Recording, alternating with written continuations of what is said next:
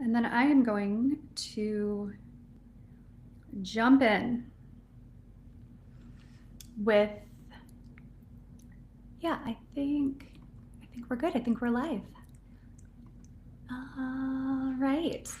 Well, somebody asked me, they were like, what is this? What is this that you're doing now?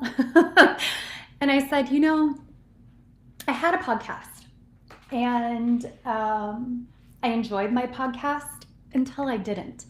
And I think I'm hoping that you guys can hear me okay. I think the big thing that I learned about the podcast was it was great until it wasn't. And like so many things in life and in business, like it just ran its course. And podcasting I prefer live. And I know that that is like unique to me where I would rather be live. I would rather have interaction and live. So this felt more like an interactive show that I wanted to host versus, a podcast where I was just interviewing people and then we'd upload it. So that's what this is. So I'm going live on Tuesdays here and I'm getting all kinds of amazing questions. So if you've ever heard me talk about, or if you heard the first episode, I talked about how I always wanted to be like a Dear Abby, except like Dear Amber. Like even when I was like a little kid, like I wanted to be an actress. I wanted like a Dear Abby column. And so now I feel like that's kind of what this show, there's an element of that in this show, where I'm taking questions that are being emailed to me and I'm going to answer them here.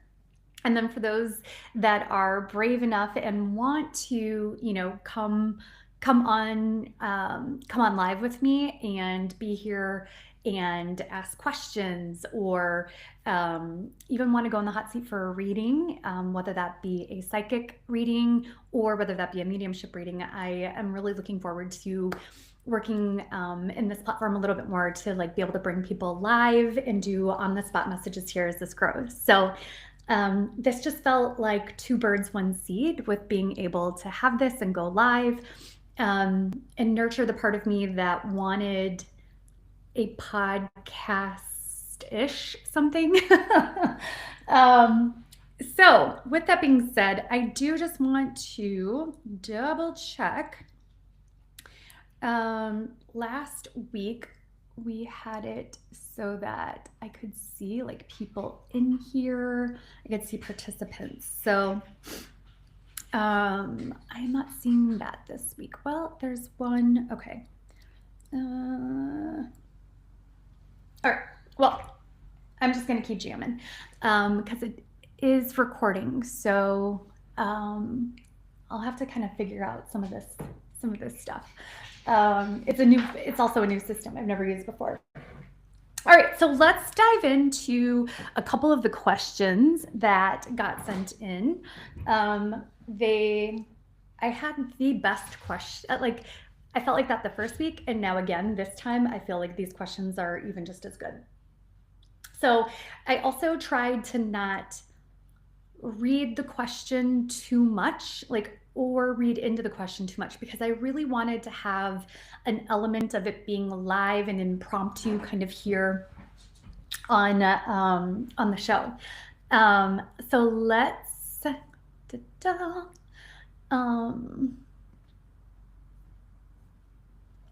okay, great. So there is a comment here.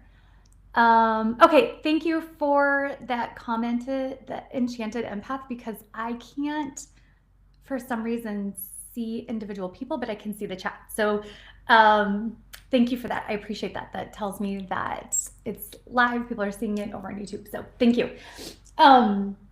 Okay, so one of the questions that came in that it's probably going to stir and ruffle some feathers, and I'm totally okay with that. I feel like there's part of me that is okay with being a positive disruptor in the psychic mediumship community. I am used to being an outlier. I am used to having a very different outlook and thought and feeling and what I call my intuition on things. And you'll hear that word a lot from me on here, giving my intuition, which is a blend of my opinion and my intuition, kind of all wrapped up into one. And the question was about dark entities and ghosts. And I didn't write it down word for word. She actually sent it to me on TikTok. And she said, if you don't, because I don't believe in ghosts, I believe in spirit. And after doing over 11,000 readings the last 11 years, there is not an ounce of me that has any belief around like dark entities or ghosts. And so she said, well, how do you explain stuff flying across a room, or, ghosts or haunted houses, that kind of thing? So I'm going to give you my intuition on this. And it's even more so, it's really what spirit has just said to me time and time and time again, which is once our soul, our spirit crosses over, once it's left our physical body, and it enters what I reference as the afterlight, there isn't a space where that spirit is stuck or angry or mad or comes back to haunt or have revenge. Spirit doesn't show that to me at all. And in all those readings, I've never had it falter or waver or be any different than that. And so that's what I base that's why it became my belief. In fact, before I started doing psychic mediumship, I would have felt very differently. I was terrified of things like ghosts, the paranormal, and primarily now looking back, I understand why. It wasn't because I believed those things. It was because I had seen those things. I had seen it in movies, and some images, even from such as a little girl watching scary movies I shouldn't have, images got like burned into my mind and into my brain that even to this day I can still see. If anybody's ever seen the movie The Exorcist with Linda Blair, like, good Lord, I can't even see a picture of her not in that movie. And I still just like, it was awful. And so a lot of times what happens, what spirit shows me, is that those images, those thoughts, they become beliefs.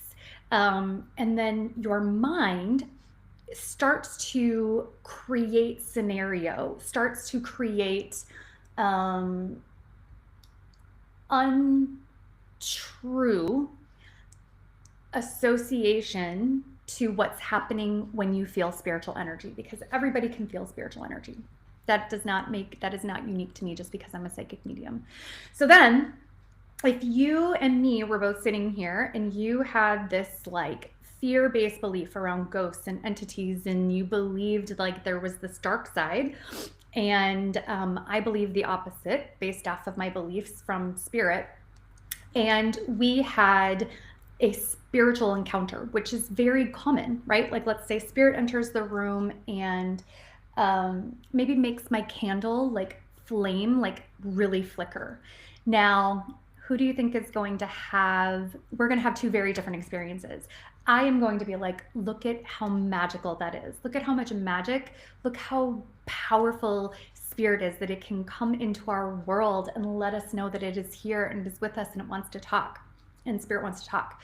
Where the person next to me who has limiting beliefs, those like awful images burned into them, right? They might look at that and be terrified and think, oh my gosh, this is how like every scary movie starts, is with the flickering of the like candle, right? And so that is the best way that I can describe to you. It's just like any other emotion, right, that we feel. Most likely you are, it's like fear and excitement. It can feel the same way in your body.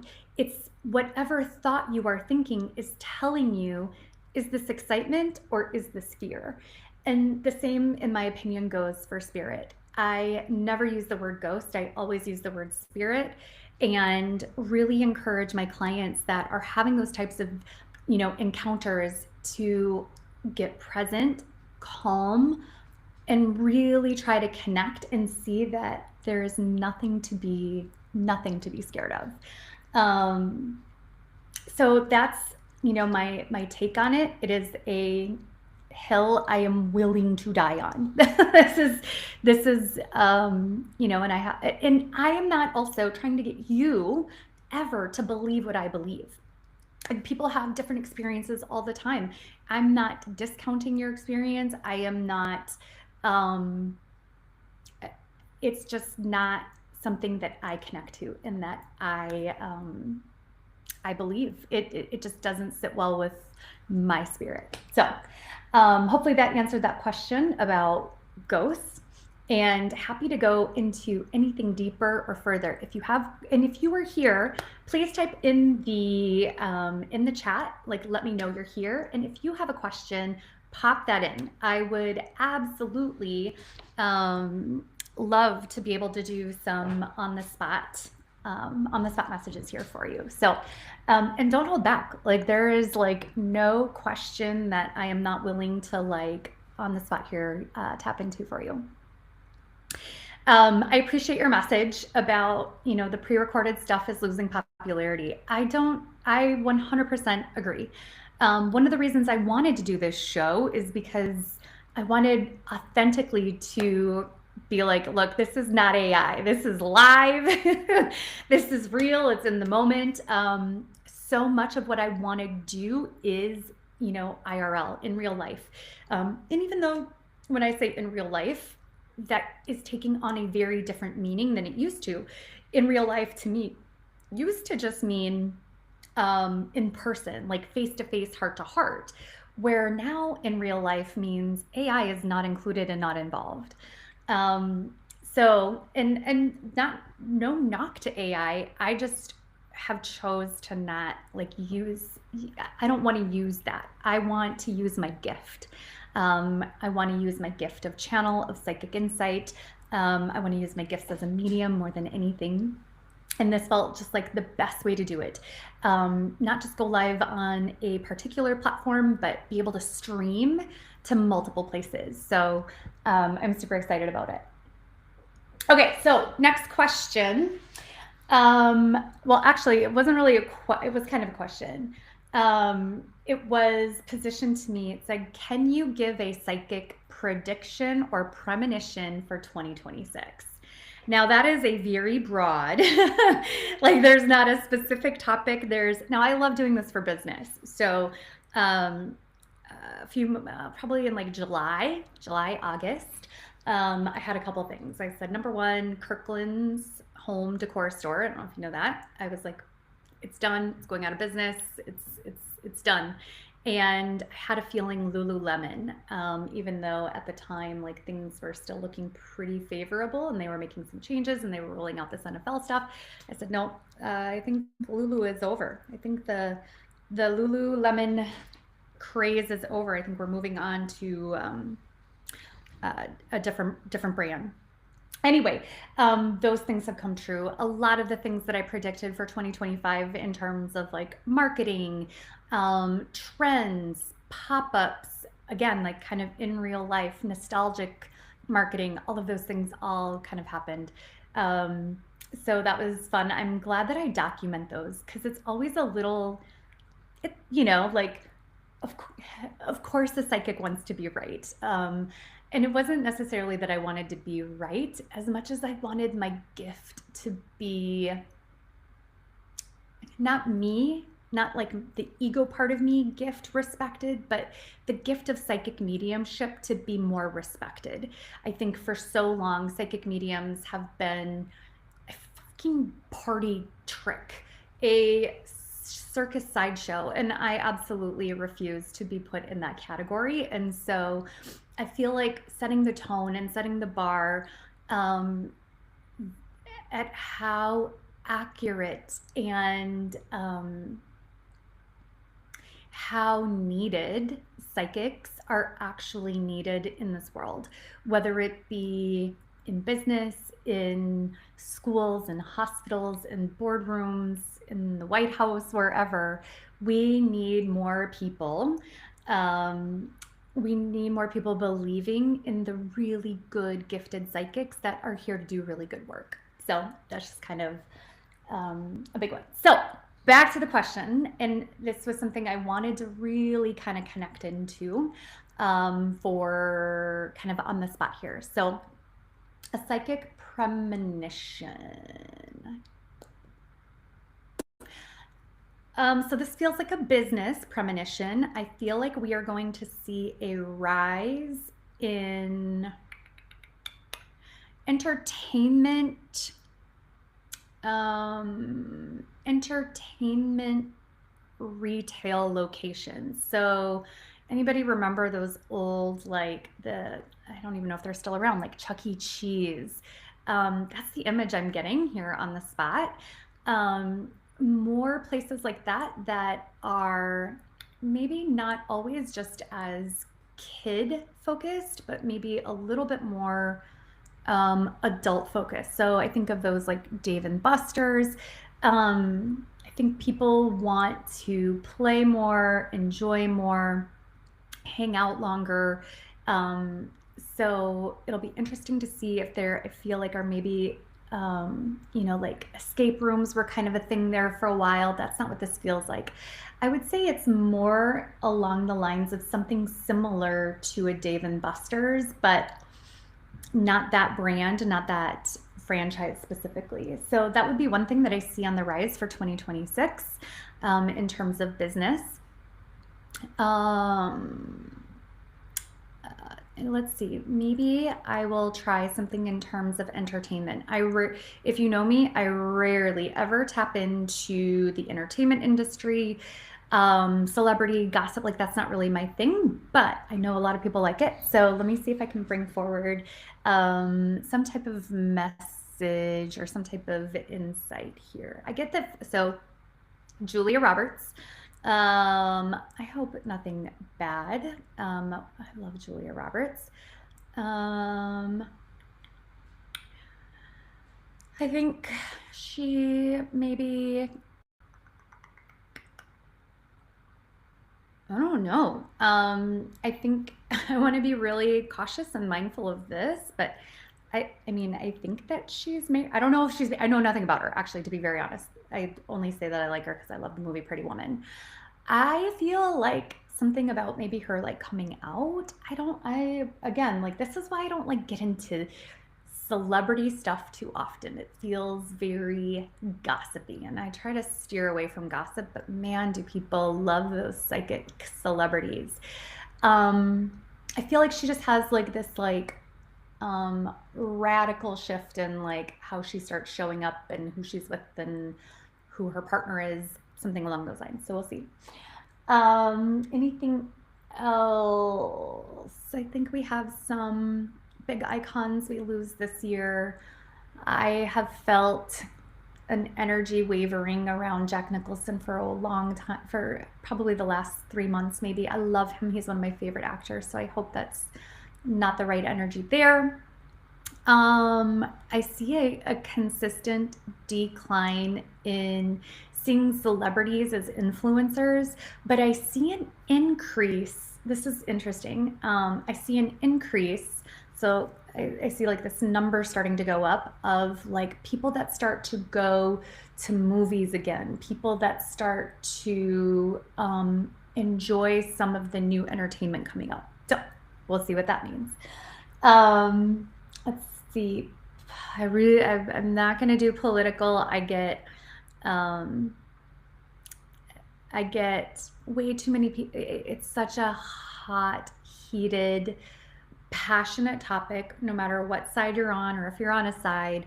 So I just choose to not go into the political space with premonitions, those kinds of things. What about environment, universe? Can you give me something there? I feel like we have a pretty big earthquake, a very big earthquake, I would say, coming.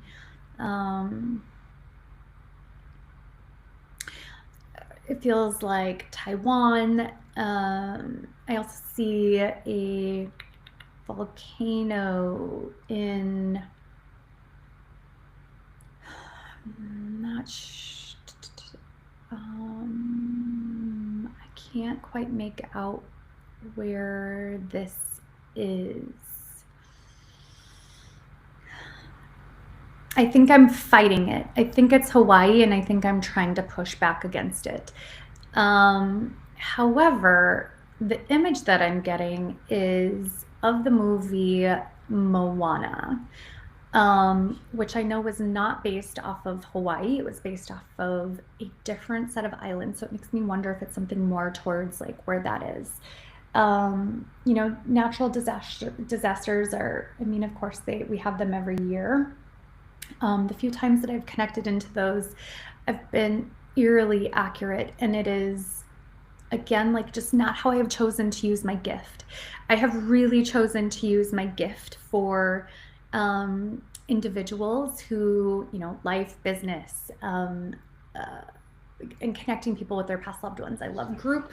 But I do think that sometimes those types of premonitions, predictions, I mean, it's part of being a psychic, right? Sometimes it's I don't know. So I'll see if I continue to do those. I appreciate the question.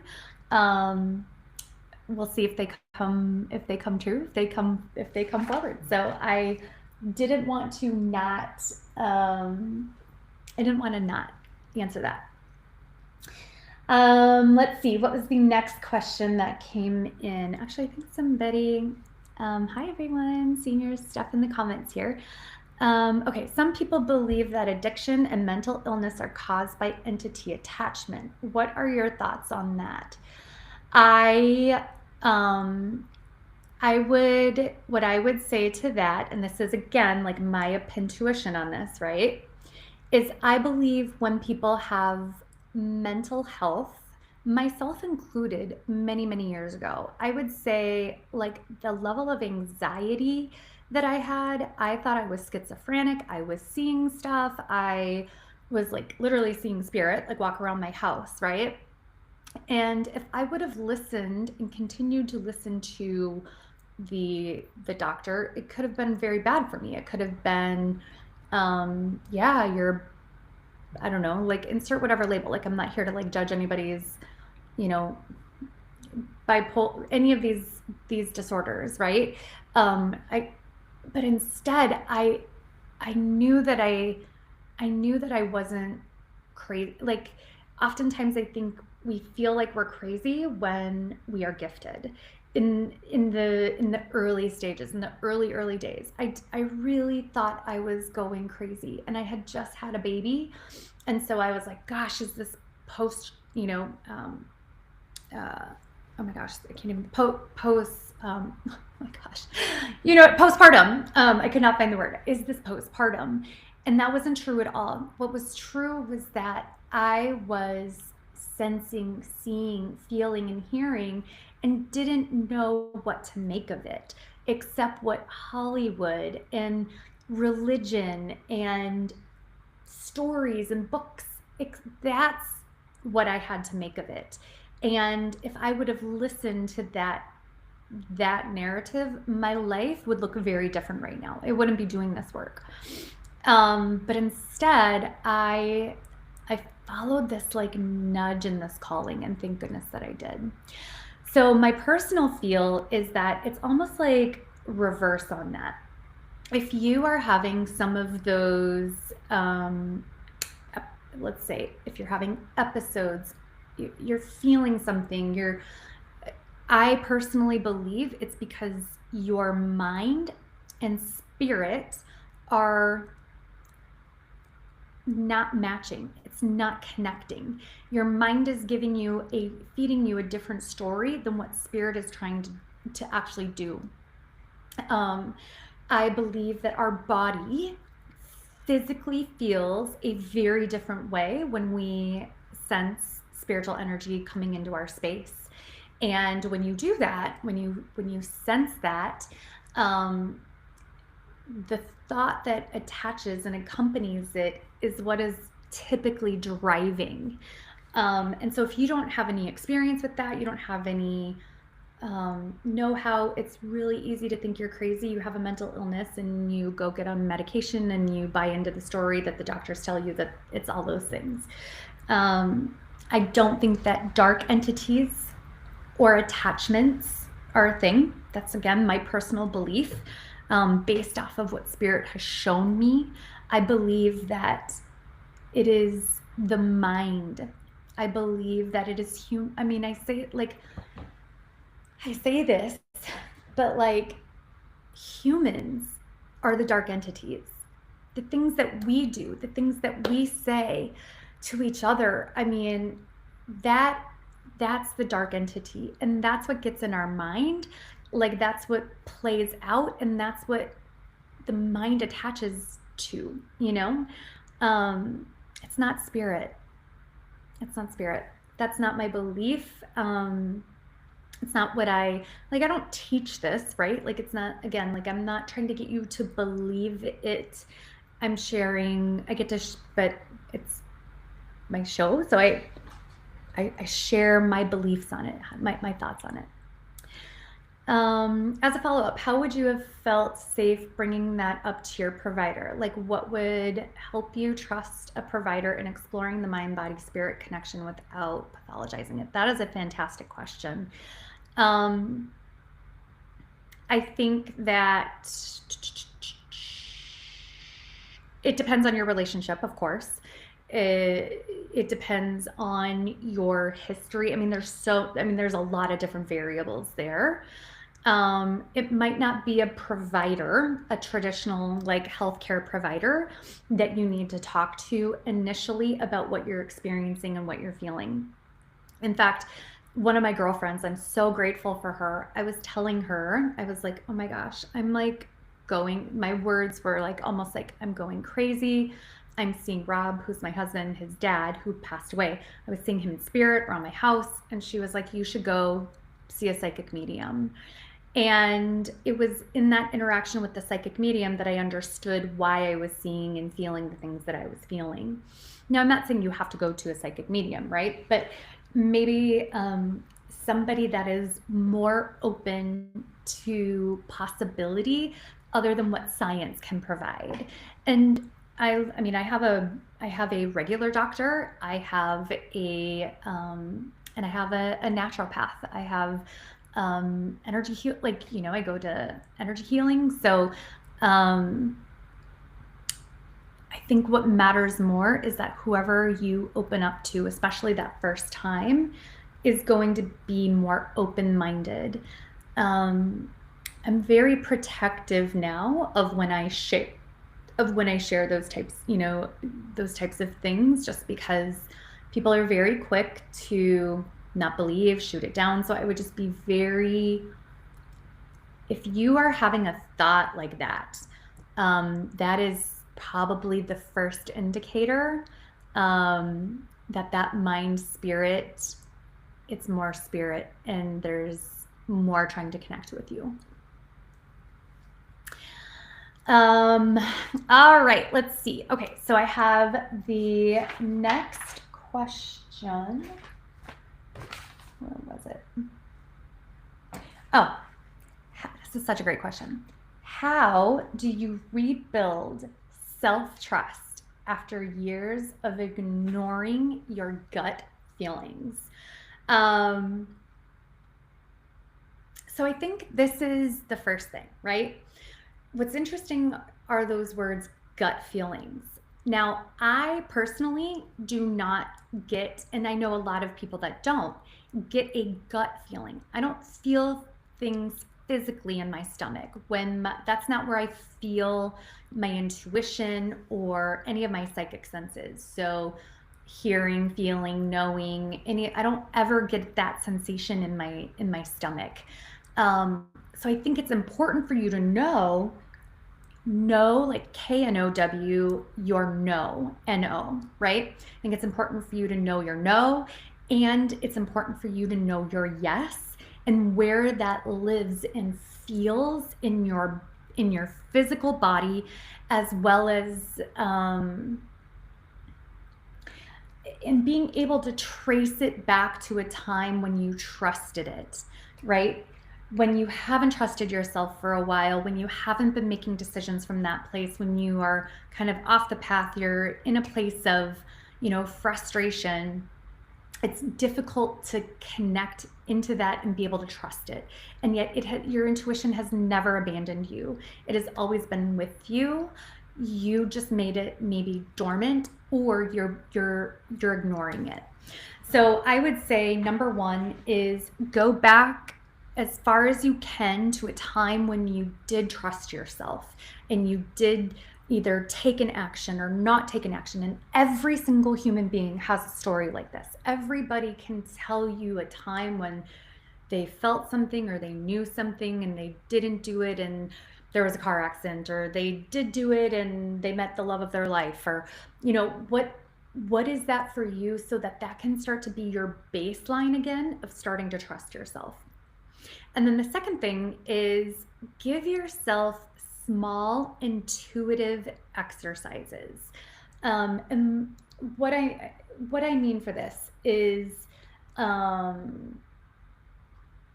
like, maybe it is something as simple as, I don't know, like, it could be something as simple as this, of like, what's inside the box, you know?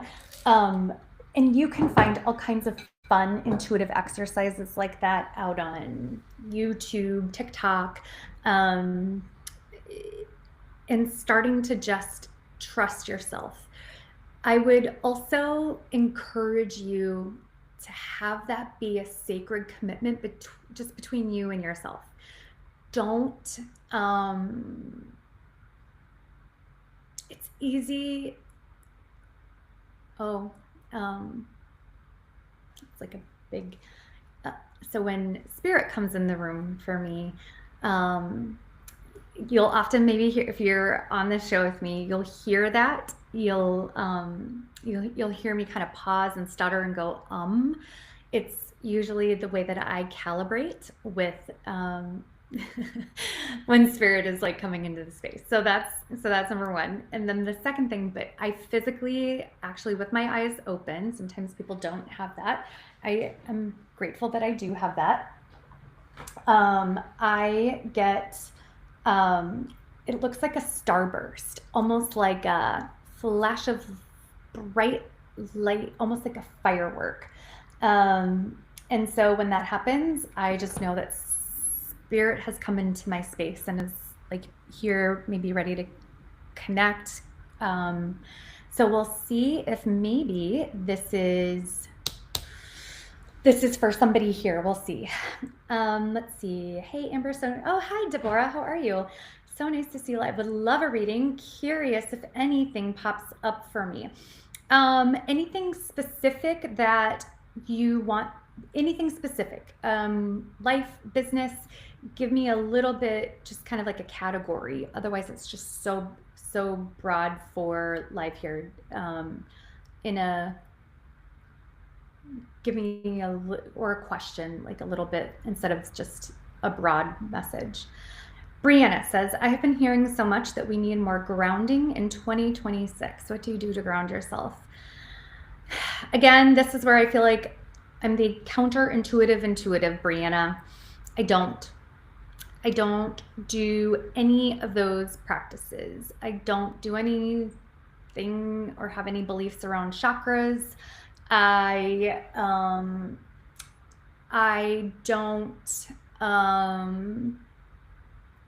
don't have any like grounding practices. I don't surround myself with white light. I don't sage or clear energy. I don't do any of those. And when I tell you that I interact with anywhere between, I don't know, 10 to 15 different spirits on a day, like that's pretty on average, sometimes even more. And I think it's because of all of my beliefs have come from spirit. And they just like they spirit has just shown me time again, like it's almost like it's not necessary. If we want to tap, for me, when I think about the word grounding, I guess what keeps me grounded is my business activities, my kids. I still have like kids at home. I have a very active life outside of doing this work.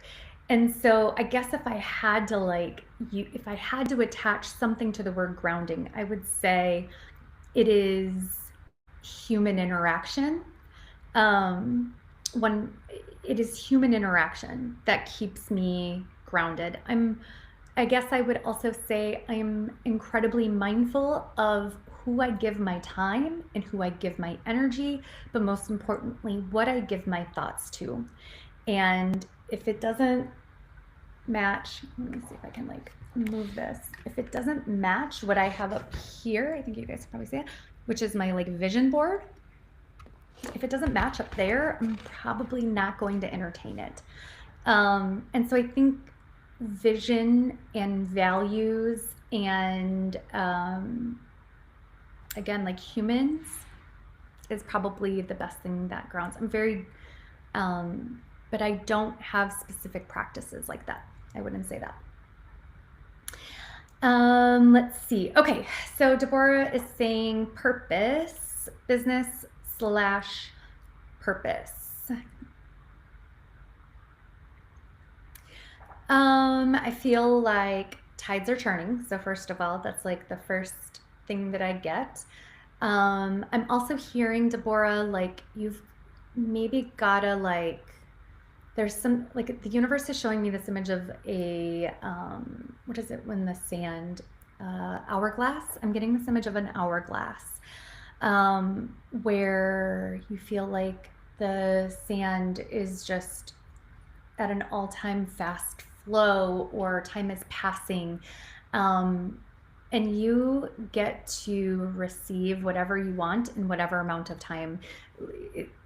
Time feels irrelevant for what it is that you are here to do and want to do.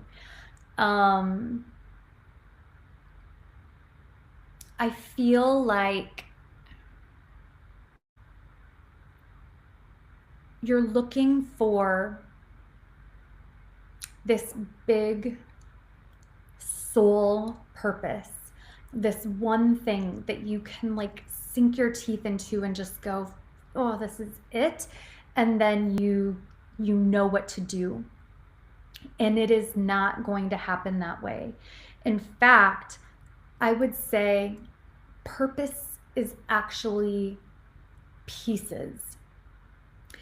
And it's taking all of the pieces and just consistently putting together the purpose puzzle, per se. That's a lot of P's in there, I get that. And it's like, for example, being able to talk about your experience in motherhood, in marriage, in health, in wellness, in creativity, in leadership. There are so many of these, what I'm going to call are like pillars that can hold this purpose up for you. And it's just seeing each of those individual pillars for what it is and being able to speak on it and talk on it and write on it and not put so much, again, not so much pressure in it, not so much pressure on it. So anything about that for you, I would be curious what that like pulls up. And so many entrepreneurs this year I am really concerned for because they are not nearly visible enough. If you are an entrepreneur and you are not also viewing yourself as a content creator, you are going to really struggle. You are really going to be, you're going to get left behind real quick. So it's important that you find the way to content creation that you enjoy, because when you enjoy it, you're going to stay consistent with it. Let's see, next questions on here. Laura says, it sounds like your beliefs in your natural filtration system. 100%. I love the way that you worded that, Laura. I think why I stand so firmly on my beliefs, like I never feel the need to, sorry, somebody's picking up my grocery order and they need the code. I think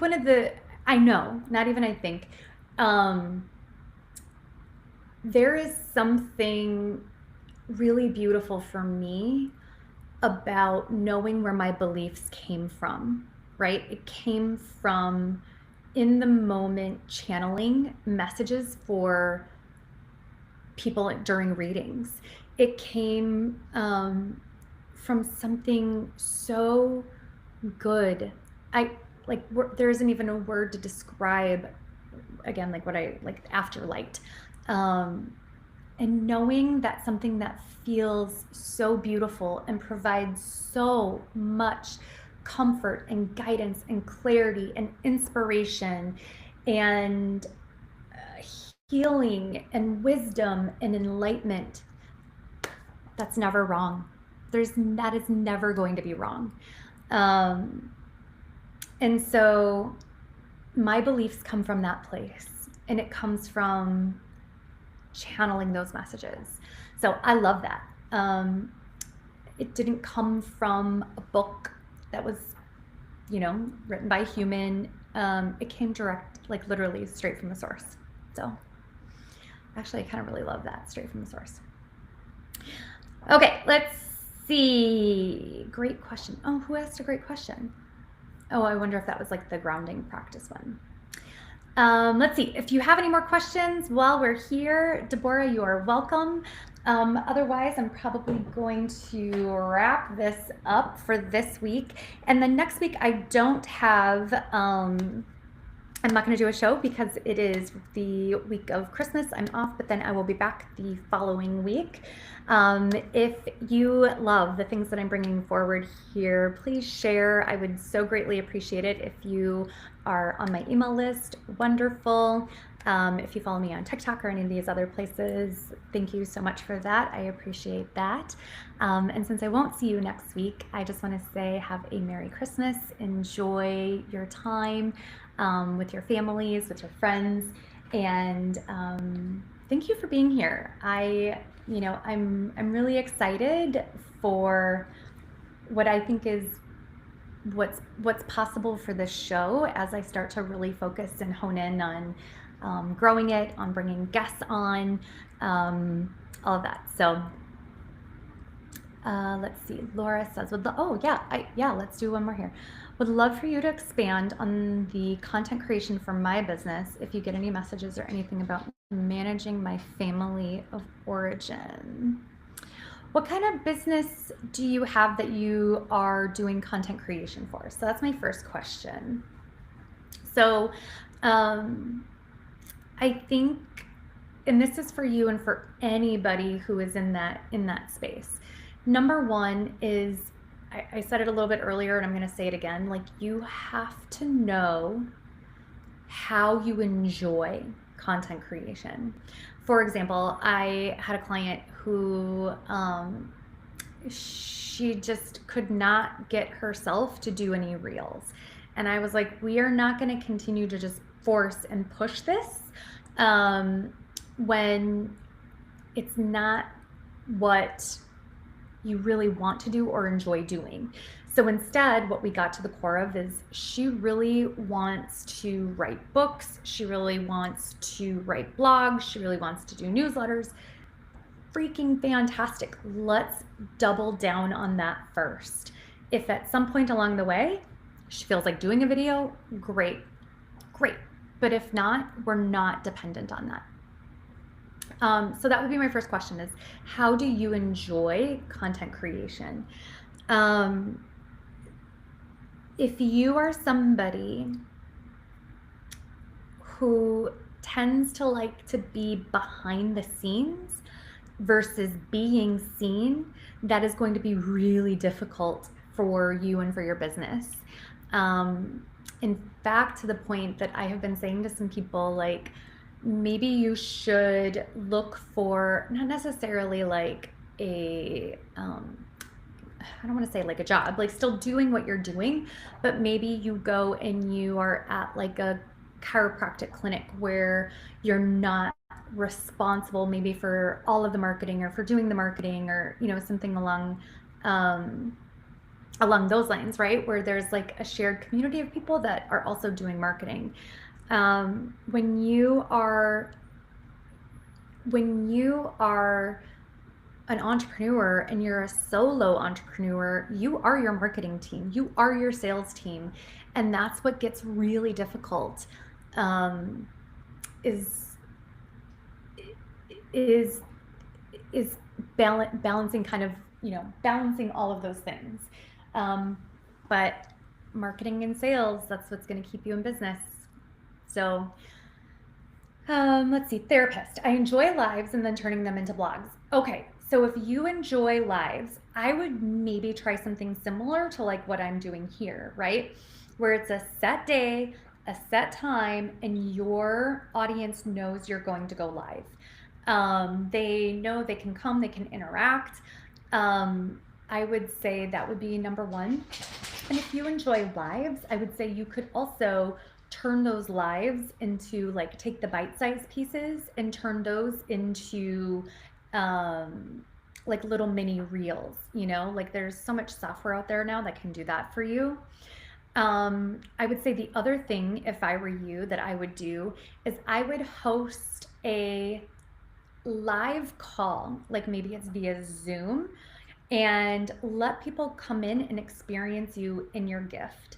And then from there you can make, I don't know, I always say invitations. You can make invitations for people to work with you. You can, then they're on your email list, that kind of thing. I think that if you are comfortable doing live, you are comfortable on being video, and that is, I swear, sometimes like 99% of the battle. I really had to start, like, I'm not just a psychic medium, I'm also a content creator. I really got on board with that this year, and my business has exploded because of it. So let's do the same thing. Let's do the same thing for you, Laura. All right. My headphones, I think, are I'm about to lose it, but thank you again so much for being here. I will be right back here 2 weeks from now, and cannot wait to see what Spirit has in store for us then, what questions you guys have, and I just really appreciate tonight and you being here, and look forward to more to come. So I will see you guys 2 weeks.